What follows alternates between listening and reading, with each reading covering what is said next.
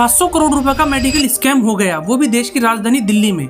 और सबसे हैरानी की बात है कि इस घोटाले का मास्टरमाइंड राजीव रंगीला देश छोड़कर भी भाग गया। और इस टॉपिक पर मीडिया में कोई डिबेट तक नहीं है। जी हाँ, नमस्कार, मैं दीपक बंसल, एडिटर शब्दशिला न्यूज। जरा सोचिए, जिन पैसों से गरीब मरीजों का इलाज होता था, जिन पैसों से सरकारी अस्पताल में दवाइयां, मशीनें और जरूरी मेडिकल सामान पहुंचना था, अगर वही पैसे भ्रष्टाचार की भेंट चढ़ जाएं, तो इससे शर्मनाक और क्या हो सकता है। मामला दिल्ली सरकार के हेल्थ डिपार्टमेंट के तहत आने वाली CPA सेंट्रल प्रोक्यूरमेंट एजेंसी से जुड़ा है। इस एजेंसी की जिम्मेदारी थी कि सरकारी अस्पतालों और डिस्पेंसरी के लिए दवाइयां, सर्जिकल सामान और मेडिकल मशीनें बल्क में खरीदी जाए, ताकि सरकारी पैसे की बचत हो और खरीद प्रक्रिया पारदर्शी रहे।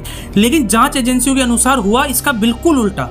आरोप है कि कुछ अधिकारियों और सप्लायर्स की मिलीभगत से मेडिकल उपकरणों और सर्जिकल सामान की कीमत सरकारी रिकॉर्ड से 200 से 500% बढ़ाकर दिखाई गई। यानी जो सामान बाजार में कुछ लाख या करोड़ रुपए में मिल रहा था, उसके लिए सरकारी खजाने से कई गुना ज्यादा रकम जारी की गई। उदाहरण के तौर पर 2.5 रुपए का ORS पैकेट 15 रुपए में खरीदा गया। लगभग 10 लाख रुपए की पोर्टेबल एक्सरे मशीन के लिए 33 लाख रुपए का भुगतान किया गया। और आरोप है कि 1 करोड़ रुपए का सामान 7 करोड़ रुपए तक खरीदा गया।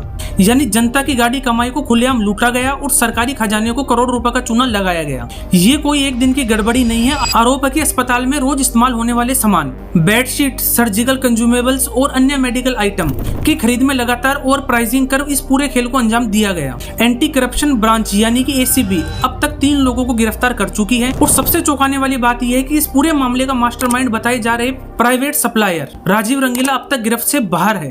क्या है आपकी इस विषय पर राय? कमेंट बॉक्स में जरूर बताएं।